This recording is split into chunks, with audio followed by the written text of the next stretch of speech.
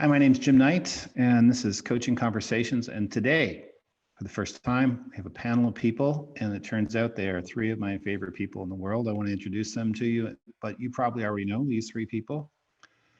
Ann Hoffman is a consultant author of the Instructional Playbook book. And Ann and I have known each other some time. When I did my dissertation, just to put this in perspective, I interviewed Ann about how to conduct workshops. She is the person I've gone to kind of as a mentor. And when we started the Instructional Coaching Group, there was me and there was Jenny and there was Jenny's mom and there was Ann. And that's how we started. And she's been with us all down the line. And I'm grateful for the work we've done together. Michelle Harris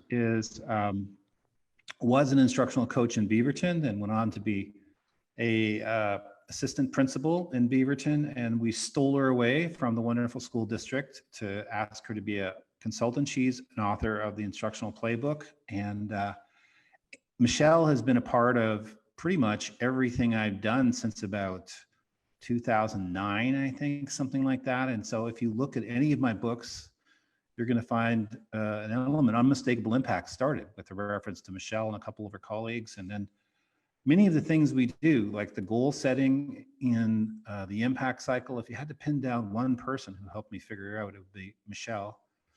And she's an awesome presenter. And what I admire about Michelle is she is a voracious learner. She is always learning, and it's inspiring to be around that. So I got Michelle here, and then Sharon Thomas has won every teaching award you can get in Maryland. I was trying for years to get Sharon to work for us, and finally we were able to persuade her to come over to the Instructional Coaching Group. But when I was doing a study on motivated teachers, and I was trying to figure out why is it some people burn out and some people are really motivated, the first person I interviewed was you, Sharon, and told me all kinds of things about the human rights angle behind what she does, how what she wants to do is really embody a deep belief in all children's capacity to learn. She's fired up as a teacher, but she's even, well, I won't say you're happier, we're happier you're with the Instructional Coaching Group. And I know so many people who've been inspired by you as a teacher, now as a consultant. So Sharon too is an author. So we have 4 authors here, co-authors of the Instructional Playbook, and that's our topic for today. And I've said, and we'll talk about this today, that is an essential tool for instructional coaches. If you're an instructional coach, you should have an Instructional Playbook. Now, I've started all of these sessions by asking people, what's one thing people don't know about you? And Ann, Michelle, and Sharon were thrilled to answer that question. So I just can't wait to hear what they came up with. So whoever wants to start, go. Michelle, you're in my upper left-hand corner, so let's go with you. What's something people don't know about you? Well, you guys might know this about me because I've talked about it maybe. But what some people might not know about me is that I was raised by a survivalist father who lived in the wilds of Montana on 80 acres, about 80 miles north of Whitefish, just south of the Canadian border, and lived in a tent for about 9 years. So no running water. And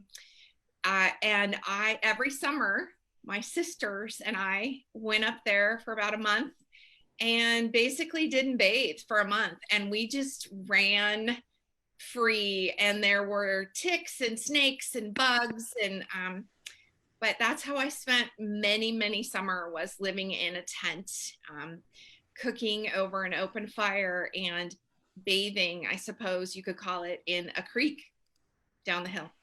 So you said you had nothing to tell us, and then look what you come up with. I lived like with Jeremiah Johnson in a tent for 10 years. Okay, so good.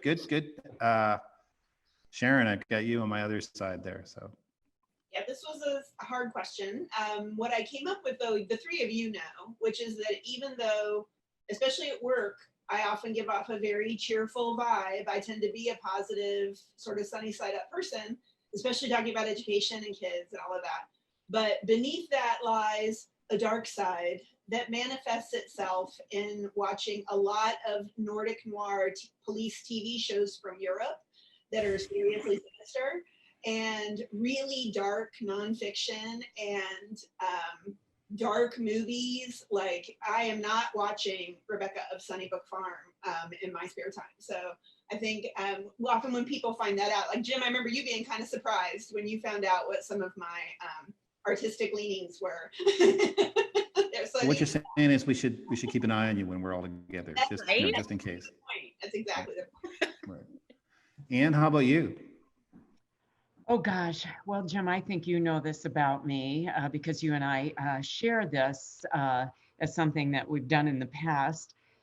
In my way younger, and really much stupider days, I decided that I wanted to take up technical climbing. I was living in Boulder, Colorado, and I think I was all of 18, and I think I had maybe an hour lesson with some friends who were also 18. So you can imagine I didn't know anything. And they convinced me that my first climb, big climb, should be done in the middle of the night under a full moon because you could see up, but not down. And I believed them for some reason and did it. And I guess I'm lucky to be alive. It took much longer than we thought. I dropped my flashlight. I couldn't see anything. We were still climbing at almost dawn when we did get to the top, and I belayed off that mountain at dawn. But by that time, all of our friends had called Rocky Mountain Patrol, and they came out looking for us. So I did continue my technical climbing, but took lessons after that, got a little smarter, and learned how to do it with professionals. But now, today, you couldn't even get me on a ladder. I can't believe I ever did that. I know. I understand that. I remember. Well, I remember cross country skiing a couple of years ago on this highway. Like, it's not a highway, but it's a road. And when I was a kid, by kid I mean under 25. I could have like skied it blindfolded and backwards. And now I was like, oh, please don't let me fall. I don't want to break my hip. Like, it was a total different experience. And it's like a wide road, but still it's like, oh, this is faster than 2 miles an hour. I don't know. I'm nervous about it. So I get it. Okay, well, cool. Well, thank you. That was great. I'm good for stopping right here. That was really good. No, I'm not. I want to move on. So let's talk about the parts of the instructional playbook. Do you want to just, one of you, maybe we'll each talk about one part? Would that work as a way to do this? So anybody want to dive in and take the table of contents first? You want to just talk about what it is, or? Yeah, because people watching may not know what we're talking about when we talk about instructional playbook. An instructional playbook is a document that could be digital or it could be paper, but it's our high leverage teaching practices. That's the things we use mostly with coaches. But anyway, the different parts of the table of contents, the one pager and the checklist. So what do you think? Who would be kind enough to describe it? Each part. You want me to take the table of contents and start? I'm happy to start. I saw a little finger pointed, but I wasn't quite sure where it was. Okay, well, it worked out great. The table of contents is the shortest, smallest part of the playbook, but the hardest to create. It is a one-page document with a list of the high-impact strategies that you most often share with teachers. And so I don't know if you want me to go into any more detail, but that's basically what it is. Most often we put those into categories for ease of access, and we can go into more detail, but do you just want a short blurb at this point? Whatever you think, Ann. We want to know what it is, so tell us what you think we need to know. It's really a list of, if you think about, Jim, you like to use the analogy of Marie Kondoizing your strategies. In other words, taking those that that bring you the most joy, that you use most often. And my analogy is, if you dumped all your strategies on the floor, or took them out of your electronic files, what would you put back in that file you have access to all the time, in that top drawer? That's what goes on the table of contents. And those are also based on what are you hearing from teachers? What are they struggling with? What are those strategies you share most often? You don't get rid of the rest of your strategies because, we're kind of strategy hoarders as teachers. Right. And so you don't get rid of them. You just move them to other file drawers. So your table of contents to me is your top file drawer or your Marie Kondo drawer. Right. Very big in the Marie Kondo. Is that all you have as a coach, or do you use other strategies too? What do you think? Oh, you definitely would not. Like I said, you don't throw out anything. That would give most teachers heart attacks because you have strategies. Not every strategy works with every kid all the time. So you want the ones that work most often with the most kids most of the time on that one-page table of contents. That doesn't mean you wouldn't have other strategies that you still pull from those other drawers and share. But those are your go-tos, so to speak, that address the most common teacher needs. Maybe I should explain where the idea came from. And I was flying on a plane somewhere back when I used to do that, and talking to this person, and she worked at a software company, a big software company, and we were talking, and I was struggling with the fact that I talk to coaches all the time and say, so what are the teaching practices you mostly share with teachers? And I get a blank stare, like I don't really know what they are. And so I said, so how do you, and she started talking about what she did was helping people figure out how to use different kinds of software. I said, well, how do you get them to remember after you leave and know what it is? And she said, we create playbooks. And that's when I thought, oh, we need this thing like an instructional playbook. We identify the key things. We can't, if you're an instructional coach, your focus is instruction, must be doing something to affect that. And let's create a document that captures that. And then the table of contents is kind of like, this is our playlist of our core things. Then the next part is the one pager. So do I have a volunteer for that? I'll take the one pager. Okay. As Anne explained. For how much? I'll take the one pager for 50. 500. So for the one pagers, they are one-page summaries of each of the teaching strategies that are on the table of contents. So if your TOC has those strategies under each category, like Anne mentioned, there's then a corresponding one pager for each one. So since in coaching, we try to emphasize choice and voice on the part of the teacher as much as possible in choosing their goals that they're going to work on with their students and being able to choose the strategies they're going to use in order to hit those goals with them. One of the things the playbook does is it provides choices in, as Anne mentioned, those most common areas where they're supporting teachers, so that if I'm a coach and I'm supporting a teacher who wants to work on a particular goal for their students, maybe as part of an academic achievement concern, that then if that's in an area that's one of my most common areas right now, my playbook allows me to pull that out and give that teacher choices in that category to use. So how are they going to make that choice? They're going to look over the different options in that category by reading those one pagers. And so the one pager is a one-page description of that strategy. And we typically recommend 5 different pieces of information on that one pager in order to give teachers really good information in order to make that choice. And so the first one is to be able to say what the strategy is in one sentence, to be able to articulate it quickly and clearly for the teacher in that way. The second is to have gone through the research on that strategy in advance and include a bullet list of key findings from that research that the teacher may find very relevant in terms of which kinds of students it's been shown to work best with and in what situations and so forth. Then for the third section, that is a description of the purpose of the strategy. What is it supposed to do for students in the classroom? And then the last 2 sections are designed to help the teacher to be able to visualize what using that strategy would look like. First, from the teacher end, what does it look like from the teacher perspective when using it? And then second, from the student end, what are students doing when they're using that strategy? So that hopefully as a teacher who's got that heavy concern on their mind, something they're really worried with about their students, they're given 3, 4, 5 choices, whatever it is that are in the playbook for that particular issue.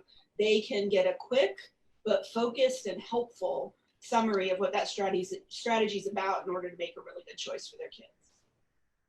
So I'm going to ask you a question. It is a real question, and you can all jump in here on this question. I don't have a answer. Do you think you can skip the one pager, or do you think it's essential? No, I think. No, you cannot skip the one pager. I kind of think of it as when you go, let's say you decide you want to buy a new car, and you go to the car dealer and you say, you know, I just had another kid. I need a bigger car. I've got a steep driveway. It's got to get up the driveway in the winter. You kind of describe what's most pressing for you, like teachers share with coaches. And then the car salesman goes, oh, okay. Now I have kind of a picture of where your needs are. I've got like 3 different models I could show you and describe to you. And then you are more able to make a more informed decision, and you have some choice and some voice. The car salesperson doesn't just say, this is the one for you. I think this is your choice right here. You just buy this one. So I think teachers need the opportunity to say, here are my needs. And then the coach can say, here are some options. And one other thing that we discovered when writing the Instructional Playbook book, when we did research among people who had created playbooks, was that some of those instructional coaches reported back to us that actually having to create those one-pagers and go in and read that research themselves made them actually feel a greater sense of confidence as a coach, which I think we all found surprising. We didn't think that was necessarily going to be something that that was true. So I think that feeling like, oh, I really know what this is when I'm offering it to a teacher is really valuable. I think also what I've seen, and maybe we'll talk about this when we talk about the creation of the playbook, but some of these strategies have been around for a really long time. They've been repackaged by certain entities and people, and but they're still the same strategies in a lot of ways. But the research behind them has not been necessarily transparent, and coaches don't know some of that. So because you can't know everything as a coach. And so when you're creating that one pager, like diving into the research and really understanding how it works, why it works, for whom it works, to me is one of the most important parts of the whole creation of the playbook. It really drives the professional learning on the part of the coaches. They Absolutely. go, I need to beef up in this area or this, and they learn so much from each other too. So I think that's been a huge thing. Yeah.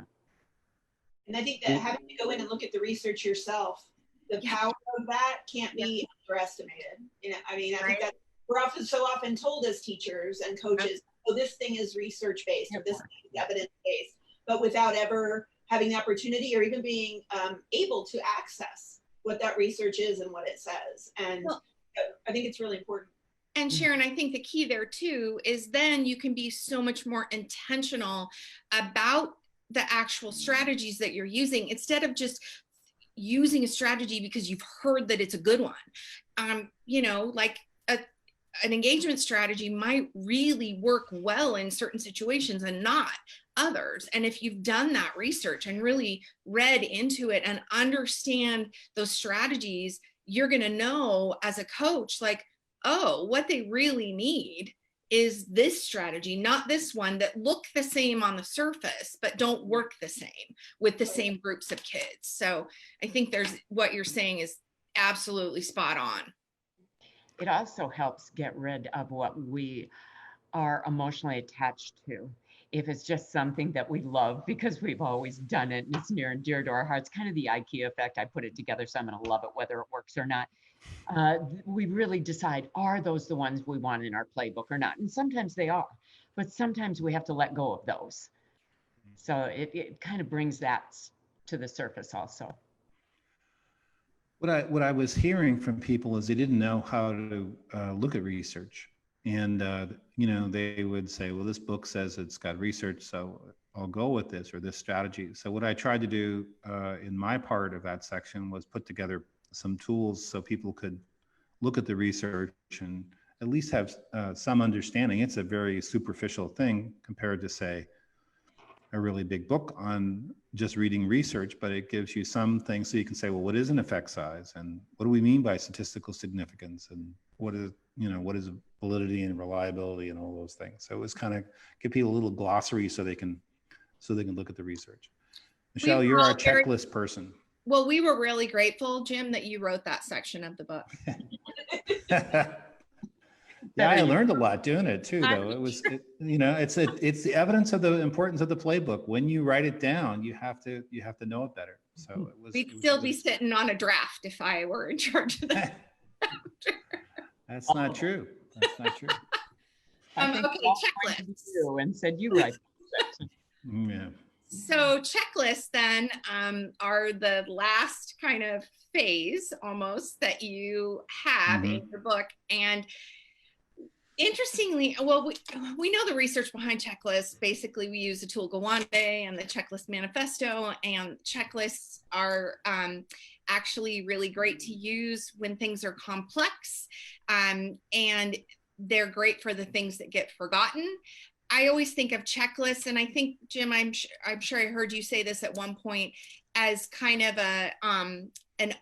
not just a checklist for implementation, but also an observation protocol almost. So it's great to have a checklist for when you implement, but also when you watch yourself on video or when a coach is watching a teacher implement, you can use that checklist as kind of almost like a calibration document to go back and go, we forgot this one step, or, oh, the kids already know this, we can take this one step out. So you want to have checklists then for your main strategies that are in your table of contents and for which you have a one pager. But what I've also found is sometimes, especially with a category like formative assessment or a category like cooperative learning, you sometimes need more than just the checklist for the strategy. You need checklists for some of the activities as well. So you need a checklist for what a good cooperative learning activity is, but then numbered heads together and value line and think, pair, share are all different. They're all cooperative learning activities, but you're going to need a different checklist for each one of those too. And so what I found really helpful is once we get that table of contents, when you move into the one pager, that's when you kind of know, oh, that's a strategy, that's an activity. And we may need a checklist for both of those. But having those checklists in there helps so much when you're then in a coaching cycle, because you don't have to recreate anything. You can just use those and make them provisional. So this is another everybody question, but what do you have you ever met anybody who said, I hate checklists? Me, I said that. I don't know if you remember that, about 2010-ish. No, I don't remember. Remind me. I can't remember 2020. I know, I can't either. I was so anti-checklist, Jim. When we were doing that study and you started saying, Michelle, we need to start using checklists. I'm like, I don't need a stinking checklist. Like, what? I know how to teach. That doesn't sound like you at all. No, never. I probably said it much, much kinder. But I remember thinking, that's silly. And then I started using them and realized nothing silly about it. And then I started thinking, well, I already do use checklists. I just don't call them checklists. Mine were sticky notes on my overhead projector. That's how old I am. I had taught with an overhead projector, and I would put sticky notes up there to remember how to do the strategy. I would just put little bullets. It wasn't a checklist. So then once I started studying and read the Tool Gawande book and, got out of my own ego, I realized that checklists are they're absolutely a necessity. And I think a lot of teachers have wounds in that area too, like where often when I introduce the topic of checklists with a new set of coaches who haven't used the impact cycle before, I say not in the sense of thinking about like a test proctoring manual that says, say this, do this, now turn the page. Like, that's not what we're talking about. We're talking about taking a complex process where there are many things involved, which is pretty much everything that's going on in a classroom, because you're managing not only the content, but you're also trying to meet all the individual student needs and so forth. And so having that checklist there are the reminders of the most important parts of that complex process you're trying to use because under the pressure of all of those needs, people forget things. Yep. And that it just helps you to get better. But I think because checklists can have that kind of very top-down feel, if people perceive them as something like, one of those manuals that says, first you do this, then you do this, and sort of robot style, they have a real misconception about what the goal of them is. Yeah.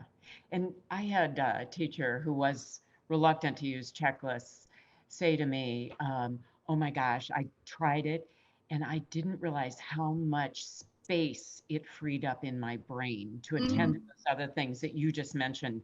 Because I think as teachers, we are the ultimate multitaskers, watching the time, pacing, getting through content, formatively assessing. Oh my gosh, we're doing it all every minute. And if you don't have to stop and think about, did I memorize that right? Did I remember that correctly? It's just those key points are there. It reduces that cognitive load for the teacher. And I love, my favorite is Togawandi's quote, whenever I sense a little like, really a checklist? He says, checklists may be boring, but death is worse. Checklists may be boring, but kids not learning is worse. Yep. Well, the thing is,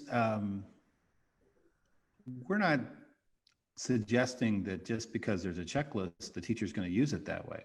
We know teachers, and rightfully so, will adapt things to meet the needs of their kids. And so that's the first thing. That doesn't, just because we've gotten clear on what we're describing, it doesn't mean you're going to do it that way. In fact, we engage in a dialogical exploration about it, where we say, let's go through it and you tell me if you want to change it. And if the teacher wants to change it in ways we think are not going to work, we can say, well, I wouldn't do it that way, but your kid's better than me. We have a goal, so we can do it however you want to do it. When I wrote Instructional Coaching back, I think it came out in 2006, I just said, co-construct the checklist with your teacher, and just start with a blank piece of paper and figure it out together. But two things about that. One of them is we forgot stuff, as you said. So we would go back and go, oh, I forgot to see it. And secondly, if I already knew what I wanted it to be in my mind, it almost seemed duplicitous to, let's pretend I don't know what I want to have on the piece of paper. So now it's kind of like, we have this piece of paper, let's go through it, and you tell me what you want to keep and and I think it actually makes it, this is just my opinion, but it makes it almost more dialogical than me telling you what to do. Because we sort of explore this third thing together, rather than me telling you what to do. So I get people, I think you're absolutely right, Sharon. They don't want to be told what to do. Here's a checklist, do it the way I tell you. But when it is a third thing for dialogue, it's a whole different thing. And when it's shared in a way that acknowledges and actually values the professionalism of the teacher, it's just a tool for communication, and it embodies some deep thinking. I mean, it speeds up the process, because usually when I do the workshops on checklists, people think it's going to be cake. We're going to we'll do that. We'll be done in 10 minutes, and then when they sit down to do it, it's a lot more challenging to get it clear what it's going to look like than they think. And also, Jen, I think for coaches who know something so well, it's that curse of knowledge. And so we often leave out important things when we're explaining it. We just assume, or it's that tacit knowledge that that resides in our head that never gets out of our mouth, because we just know it so well, we don't even think to say certain things. But for a brand new learner, and what I hear over and over again is the newest, most inexperienced teachers make our checklists better because they see those things that are in our heads that we forget to say. And they make our checklists better. So they help with the curse of knowledge, and they help with the curse of forgetting too. That's what I think. So they help when you forget. So now you've spent a large chunk of your life creating this book on the Instructional Playbook. Why do you think they're important? What's the value of an Instructional Playbook? Why should a coach, what's the benefit a coach gets out of having one? Oh, there are so many. So many, yeah. Start. No, go ahead, Michelle. You go first. I think we all have a ton of them. Where to begin? Yeah, I just think back to when I was a coach, and I try to remember when I'm when I'm presenting this stuff or when I'm embedded in schools and actually doing the coaching, I try and remember, I try and remember a lot of things, but having a place that I can go to that is a collection of the highest leverage strategies that are going to work for most teachers in my system and have worked, and for a lot of the kids, regardless of what, who those kids are, is so comforting. I don't know if that's even the right word. It alleviates a lot of anxiety for me as a coach to not constantly have to be solving everybody's problems. I mean, that's not what a coach does, but sometimes the expectation is there that I'm going to come in as a coach and I'm going to tell you what to do. Instead, I have this collection where people still have choice, they have voice, they have a way to dialogue through. Even if they choose one of those and it doesn't work, that's okay. We got a bunch of other ones. And even if that checklist that's in there doesn't work, that's okay. Let's talk about making it work.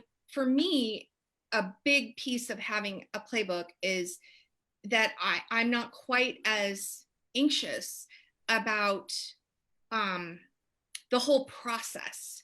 Because if I'm coaching math teachers and science teachers, I was never a math or a science teacher. I taught language arts and social studies. And I have a lot of anxiety about coaching a math teacher when I don't know jack squat about math. If I have this playbook that works for kids regardless, that's going to eliminate some of that anxiety for me. And I would say, along with the anxiety, which I totally agree with Michelle, it also makes us, at least I found, more efficient. Mm-hmm. Because when a teacher would say to me, here's where my kids are struggling, here's the struggles I'm having, it's like all the tabs in my brain opened. Okay, what do I have? And I wasn't always sharing what was most impactful. I would share what was at the top of my mind, or because I think in coaching, we're unintentional fixers. We want to fix and make things better for students.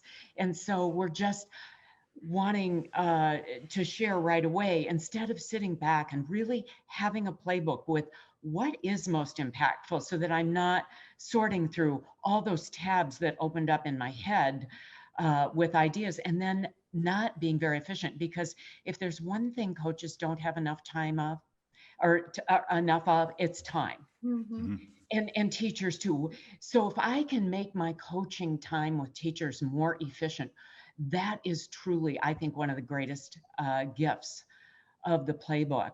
And in creating them together with coaches, just the common vocabulary that you all start to talk about and learning about the strengths of each of the fellow coaches. So if I am weak in one area, I can go to another coach and say, hey, can you help me with this? So I think it just makes us better as coaches. It deepens our knowledge, but it also makes us more efficient. And the first thing that came into my mind was partly like the idea of choice, like Anne was mentioning there before, like when you're talking to somebody who's very frustrated by whatever the issue is they want to deal with, and you are wanting to give them choices, if you don't have them right in front of you, and you're also trying to navigate the emotional issues in the room and all of that when this person's upset, like they don't come to you right away. Like having that right in your hand, I think, is really valuable. But also what I've seen with helping different districts to create playbooks is that the process of writing the playbook also causes the people who are creating it to go back to specific parts of coaching, and it actually ends up with them having some professional learning on things outside of the playbook. Most especially what I've seen is that we've all seen areas where people are not sure about what a peers goal really is and what those things look like. When you're talking about the things that you're coaching teachers on most often, those issues with their students, that really hits home the student-focused part of peers goals. So where they might start off the beginning of the day working on the playbook saying things like, oh, well, most teachers want help with guided reading, and most teachers want help with cooperative learning, and most teachers want help with remote teaching and so forth. And then we keep going back and asking them, well, what are the student issues there? Why do they want help with guided reading? What's going on with the kids in reading? Or what's going on with the kids in remote learning? What's going on with the kids with cooperative learning? It really helps them to see like, oh, we've been so teacher focused. We've been so strategy focused. We haven't really been focusing as much on the actual student concern. What is that? What are they most worried about with students? Not what are the implementation things that maybe we've been most preoccupied with. And so I think that process helps people to address so many elements of good coaching that it's valuable in and of itself too. Yeah, I think if we go back to the idea of the sports playbook, which we kind of have a love-hate relationship with that analogy, but I mean, imagine a football team going out on the field and they're like, so what do you think, what position do you want to play? Like, what should we do? You know, you need to be prepared and you need to have depth of knowledge. That's why we run the play over and over and over again until we can do it almost with our eyes closed. And what I was seeing was, first off, people didn't know what their strategies were. And then if they did know, they didn't have a deep understanding of them. And I don't mean it to sound pejorative, like it doesn't sound like a good thing, but I work with a group and they were doing this reading program that involved templates, and they were all trainers of trainers. They'd spend weeks in California learning this program, then they brought it back to the Rockies. And I said, okay, let's just take, there's 13 templates. Let's take the first template and just all of you create your own checklist and we'll put them around the room to see how similar or different they are. And they were completely different. And these were people who are trainers of trainers. And so when you have that kind of, for lack of a better term, looseness around your practices, you're not going to get great implementation. If you're not going to get great implementation, it's not going to work for kids. And we tend to think we know things better than we do, you know. Michael Fullen referred to it as false clarity. And I've seen that in myself, and I've seen it in people I've worked with where they think they know the strategy because they've talked about it, but they know it at kind of a superficial level, you know. And then, and sometimes it's not even that deep. They've done training on Marzano. Everybody's got the Marzano book. It's great stuff, but it's on the shelf and nobody's ever opened it up since the workshop, you know. And the playbook says, let's do it. Let's get really clear. Without that clarity, you're not going to get implementation. So to me, you're all right in the sense that the act of creating it deepens your knowledge, but then you're a much more capable support for teachers once you have the depth of knowledge, you know. Mm-hmm. And if it takes, like, is it fair to say 5 days to create a playbook? How many days? Pick 5. Well, what's your experience? Can you do it faster than that? You can skeleton it out in a day, but fully. What's that? That would be a rough draft. Yeah, a rough draft. I mean, I've seen whole systems create one in a work day. Just get a rough draft going, but like not like everything done. And because it's a living document, it's always changing. Just like your analogy with sports, Jim, they have plays, they go out, they perform the plays, they don't always work. And so things in our playbook may not always work depending on the kids, the class, the whatever. It may not be the right one. So we're constantly swapping out. If there are strategies in our playbook that no one ever is needing, but there are others we've been sharing that didn't make the playbook. So it's always a living document. The checklists, teachers help us perfect those with their questions, and they see things through different eyes. So it's always a work in progress. So yeah, getting together a rough draft, but it also depends how many people are working on it together. But it's always something you want to come back to and keep revising and making it better and making it fit your needs.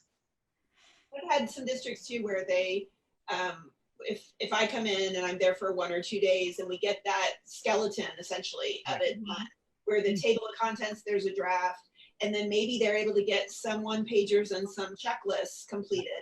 Then they often divide up the work for the rest of it to then do individual drafts to then bring back the next time they get together and then look at them and go over them together and pull that information together. So probably, I'm thinking the time frame is probably looser than a certain number of days, just because depending on if you're going to have folks make their own drafts of some checklists, one pagers, it might not be that you need 5 face-to-face days in order to get what you feel like is a really strong draft. Right. Yeah, I would say that the most important face-to-face time is creating that table of contents and getting that solid. And then at that point, if you're, some districts do just divide and conquer at that point and set a date to come back together, collect what they have, vet some of that, calibrate some of that, but that take a solid 1 day chunk for getting the table of contents done is really necessary. Well, let's talk about that. How do you go about creating the table of contents? Does anybody want to answer that question?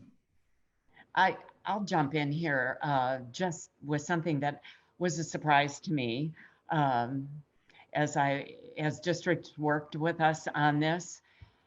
The question always comes up, should we have a district playbook? Should we have an elementary one, a secondary one, a science one, a math one, a reading one? And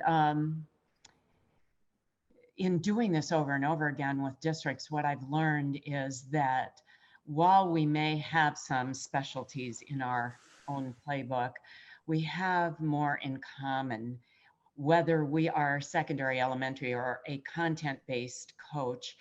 And so by mixing the groups to do the table of contents, they have learned really, we're all coaching on good pedagogy.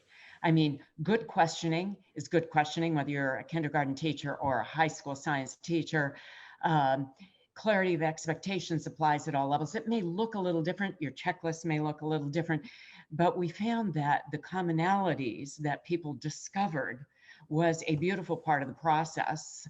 So with the table of contents, one of the easiest ways is to brainstorm where are the teacher concerns and issues, where are the peers' goals, the student-focused goals, the teacher issues, what's keeping them up at night. And then to list one per sticky, we have found easiest. What are the strategies you most often share with teachers? Those high impact strategies you are sharing most often. And then just to post them and then put them into categories. Look at your commonalities before you post them. We tell people, pick your top 3 to 5, post those. We'll it's affinity diagramming basically is what it is, until you've kind of whittled it down and at least gotten a rough draft. And one thing I've also learned is we say to people, okay, get a rough draft and then walk away. Let it lie. Just walk away, come back another day, another week, relook at it. It takes some time, but that's kind of the general gist of that table of contents. But it starts with the goals. It doesn't start with the strategy. It starts with the goals. Starts with the goals. In fact, I just have them do 2 columns, goals on the left, strategies you share to address those goals on the right. And I should say all these things are described in the book if people are interested in what it looks like. That's what the book describes. How about the one pager? How do you take them through that? Well, I think when I've done that, and I think I probably use Sharon's PowerPoint. So Sharon, jump in here if you. But I think once they get the categories, then they start thinking about the strategies.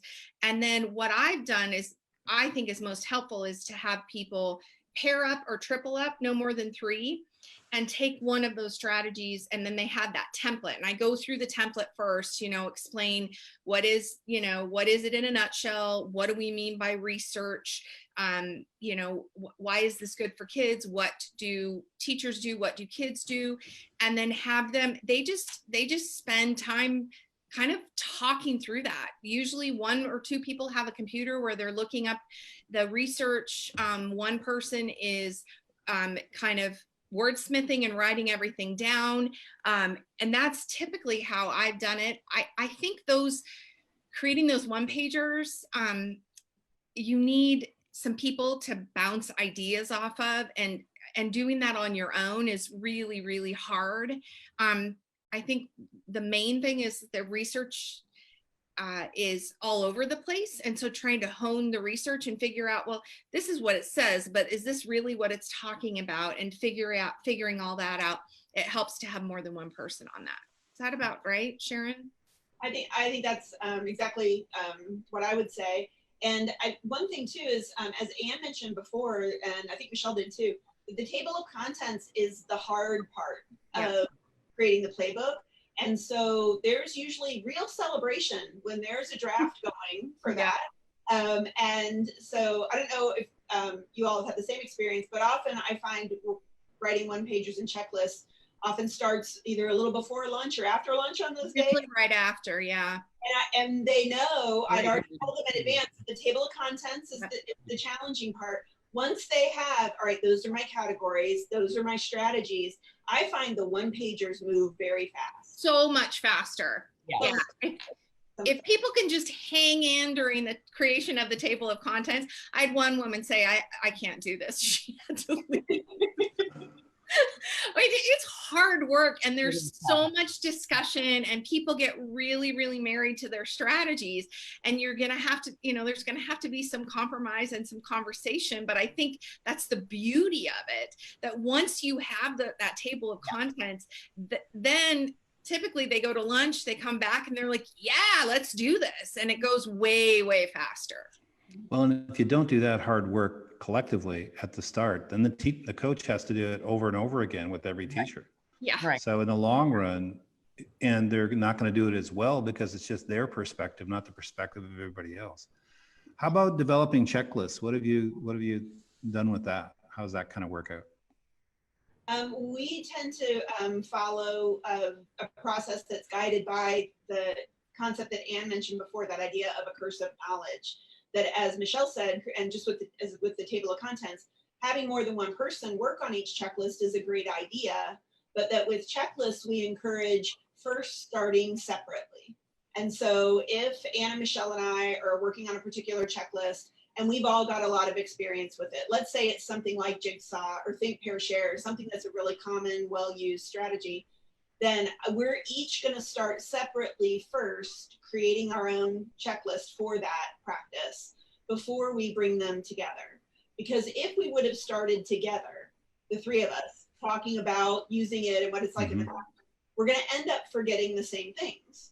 If we start separately, then I'll remember, take everything that's in my brain, Michelle and hers, Anne and hers, and then when we put those things back together, we're going to get a really good checklist draft out of it, most likely. But then, of course, as you mentioned before, Jem, leaving the attitude for all parts of the playbook as that they're all a draft, because then when we go and work with each individual teacher on it, letting them know at the start, well, here's a way to view the strategy through this checklist to help you remember the most important parts, but you can modify these elements if you think you need to for your student needs, and then that's totally fine. And that the teacher input on the checklist coming back to the team then would help to make the checklist even better next time. So I'm going to use that opportunity now to step out because I've got to go teach an impact cycle class. Well, we'll see you, Sharon. Thank you. Sharon. Bye-bye. I just want to add one technique that I've used that has been helpful to refine the checklists after you've made them, is to take your checklist, explain it to someone who probably or hopefully isn't as familiar with the strategy as you are, if at all.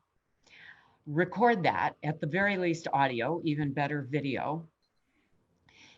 And then after you're done, as you're explaining it, say to them, is this clear? What could I change? Can I make it simple? Get feedback from them, but then also watch your video to see, did I check for understanding with each step? Did I allow them to make it their own? Because that's a huge part of the checklist.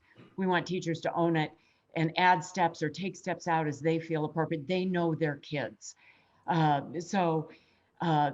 Just doing it with another person, explaining it to somebody else will make your checklist better. Another way to do it, if you don't have someone, and I know there are people out there that may be listening that don't have a team to do their playbooks with.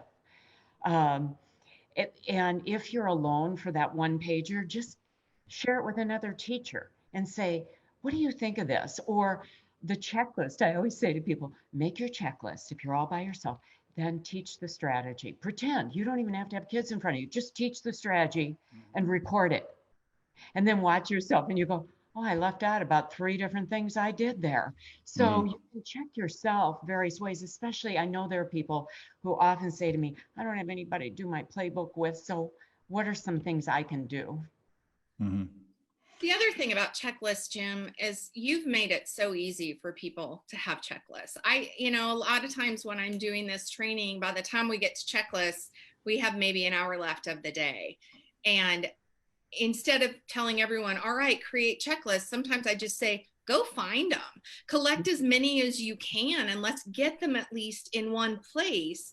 And then we can take the time later to hone them, or even honing them when you're coaching with the person next to you going, well, this is a checklist and it's done by Jim Knight. And we know that he's not just slapping stuff on Pinterest. He knows what he's talking about. So let's talk about this and see how we would modify it or change it a little bit.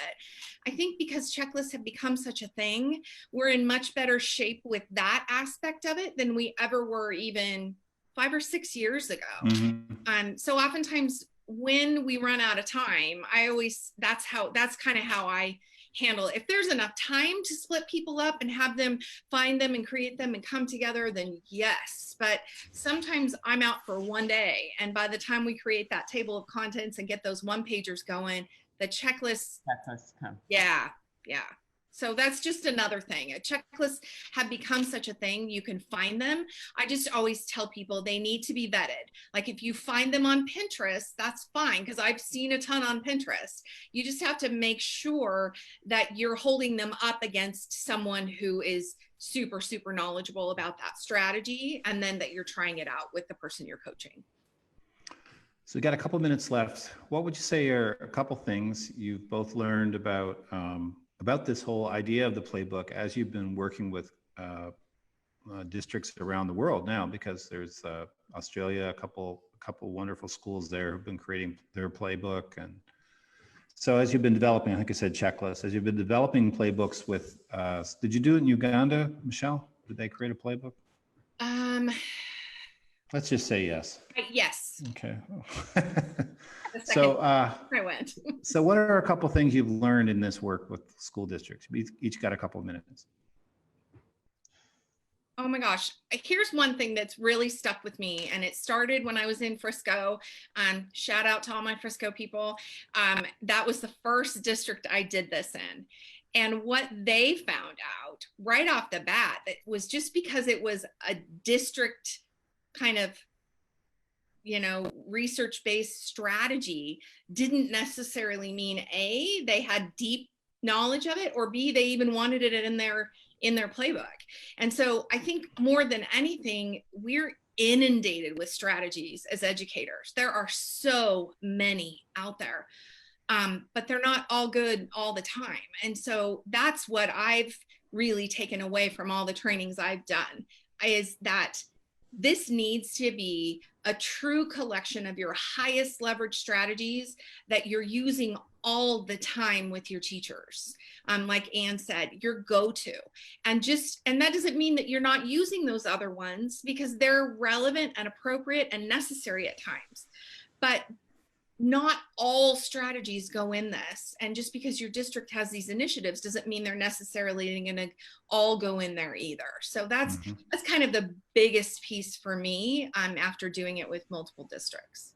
I would agree. Less is more. Yep. Lean and clean, and knowing, coaches put a lot of pressure on themselves to always have the answers, and we don't, and we can't. But knowing more strategies does not necessarily make you better. No. It is that depth of knowledge on things that are most impactful, that fit the needs of the teachers you're working with. And that does change over time, but less is more. And so that's why we say keep that table of contents to one page, but it's hard because, as Michelle said, there's so much out there, but that doesn't mean it all has to be in our playbook. We can still know that stuff and pull it up if we need to, but let's go deep on what we really know so we can explain it very clearly and help teachers implement it. I like those ideas. A couple things I've been thinking is one, that it's a receptacle for organizational knowledge about teaching strategies.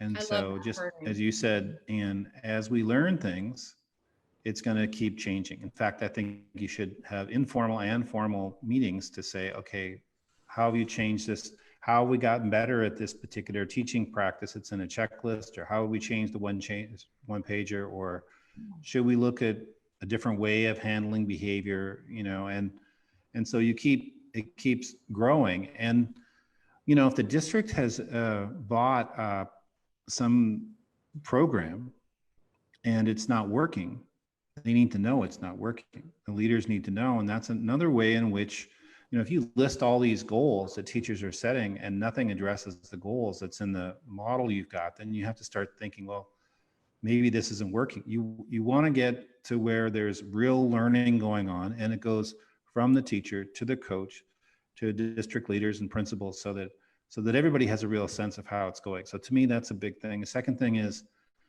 that any kind of creativity, there's a wonderful book called The War of Art by Stephen Pressfield, as opposed to The Art of War.